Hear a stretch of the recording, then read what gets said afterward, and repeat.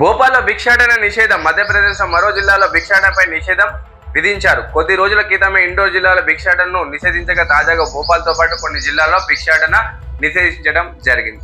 సామాన్యంగా హైదరాబాద్ కొన్ని ప్రాంతాల్లో గుడి దగ్గర, ట్రాఫిక్ దగ్గర కొంతమంది డబ్బులు అడుగుతూ ఉంటారు.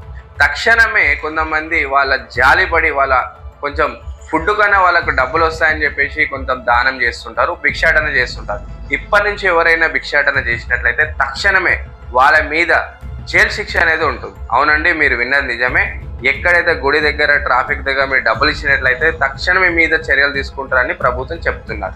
మధ్యప్రదేశ్లో ఇండోర్లో ఇప్పటికే భిక్షాటన మీద కొత్త చట్టం రావడం జరిగింది. అదేవిధంగా కొన్ని జిల్లాలు, ఇప్పుడు భోపాల్లో కూడా అక్కడున్న కలెక్టర్ 163 సెక్షన్ 2 కింద దాదాపు భిక్షాటన చేసినట్లయితే ఎవరైనా అడక తినే వాళ్ళకు డబ్బులు ఇస్తే తక్షణం మీద వాళ్ళ మీద చర్యలు ఉంటాయని చెప్పడం జరిగింది.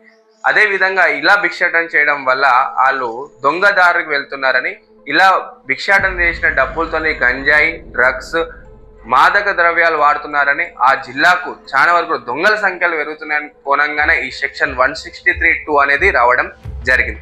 కాబట్టి మీరు కూడా ఎక్కడైతే గుడి దగ్గర, ట్రాఫిక్ దగ్గర భిక్షాటన చేయడం నిషేధించండి. దీని ద్వారా జిల్లా, గ్రామాలు అభివృద్ధి అనేది అవుతాయి.